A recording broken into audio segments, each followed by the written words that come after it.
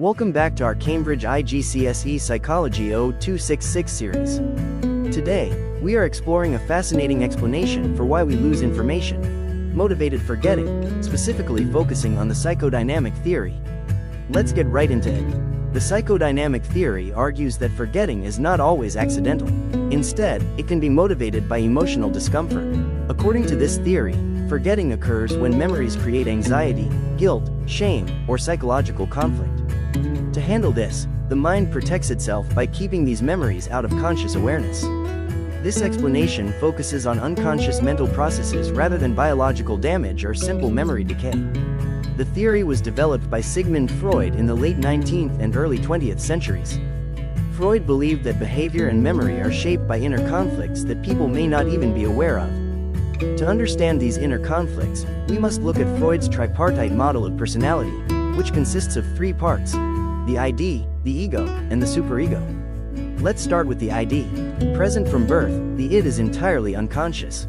It operates on the pleasure principle, seeking immediate satisfaction of basic urges, such as hunger or comfort. It is impulsive, selfish, and unconcerned with consequences. For example, a baby crying until it is fed demonstrates behavior driven purely by the id. The id can create socially unacceptable desires, which leads to conflict.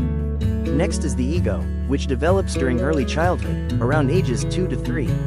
It operates on the reality principle and is the conscious, rational part of personality. The ego balances the demands of the id's desires, the superego's morality, and the constraints of reality. For instance, a child learning to wait their turn shows the ego delaying gratification. Finally, the superego develops later, around ages 3 to 5. It represents internalized moral standards and social rules. It has two components: the conscience, which produces guilt when rules are broken, and the ideal self, which sets standards for good behavior. The superego can be overly demanding, causing strong guilt or shame. Why does this matter for forgetting? Conflict between the id and superego produces anxiety. The ego must reduce this anxiety, often by using defense mechanisms that distort or block memory. Freud proposed that the mind has three levels of awareness, often compared to an iceberg. First is the conscious level, the tip of the iceberg. These are thoughts and feelings we are currently aware of, including active thinking, perceptions, and recent memories. Just below the surface is the pre-conscious. This is information not in immediate awareness but easily retrievable. Examples include your phone number or what you ate yesterday. Deep below is the unconscious. This contains memories, thoughts, and desires that are too distressing or unacceptable to be consciously experienced. Freud believed the unconscious is the largest part of the mind and highly influential on behavior. Repressed memories remain active here and can affect dreams, slips of the tongue, often called Freudian slips, anxiety, phobias, and relationship problems. Let's look closely at defense mechanisms. These are psychological strategies used by the ego to reduce anxiety caused by internal conflict. Their overall purpose is ego protection, not accuracy or truth. All defense mechanisms aim to prevent emotional overload and keep distressing material away from conscious awareness. There are two primary defense mechanisms related to memory: repression and suppression. Repression is an unconscious defense mechanism. It involves automatically pushing distressing memories, thoughts, or impulses into the unconscious. The person is completely unaware that the memory has been removed from consciousness. Freud argued repression is the primary mechanism behind motivated forgetting. Repression happens without conscious effort and is often linked to trauma, guilt, fear, and socially unacceptable impulses. Repressed memories can still influence behavior indirectly. For example, a person who experienced childhood abuse may have no conscious memory of the event but suffer from anxiety or trust issues. People might repress emotionally painful events such as bereavement, abuse, or severe humiliation. However, there are problems with repression. Repressed material can resurface as nightmares, phobias, irrational behavior, and mental health difficulties. Freud believed therapy could bring repressed memories back into awareness. In contrast, suppression is a conscious and deliberate defense mechanism. It involves actively choosing not to think about something upsetting. Unlike repression, the person knows the memory exists but intentionally avoids focusing on it. Suppression is conscious and voluntary, often used in everyday life, and is considered more realistic and adaptive than repression. Examples include choosing not to think about an upcoming exam to relax, or avoiding thoughts about a breakup to get through daily tasks. In terms of effectiveness, suppression can reduce immediate emotional distress. However, persistent suppression may increase stress, prevent emotional processing, and lead to long-term anxiety. In summary, motivated forgetting refers to forgetting driven by emotional needs, not memory failure. Psychodynamic theory explains this through unconscious repression or conscious suppression. Forgetting serves a protective psychological function. The key idea is that forgetting happens because remembering would be too painful. What evidence supports this theory?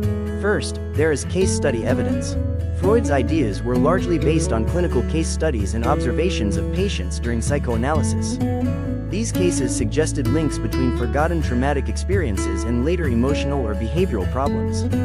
Second, there is cognitive psychology support. Modern research shows people can intentionally reduce recall of unwanted memories using inhibitory control.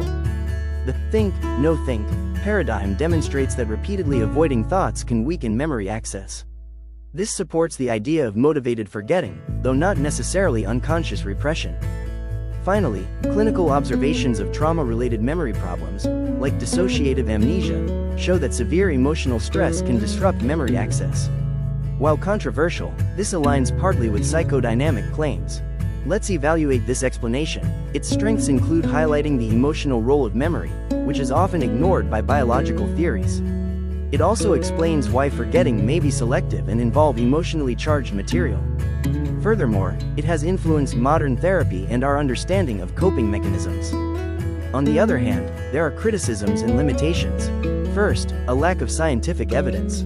Repression is difficult to test objectively because unconscious processes cannot be directly observed or measured. Second, memory reliability issues.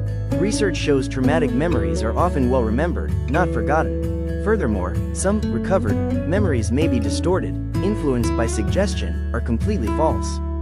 Third, there is an overemphasis on trauma. Not all forgetting is emotionally motivated.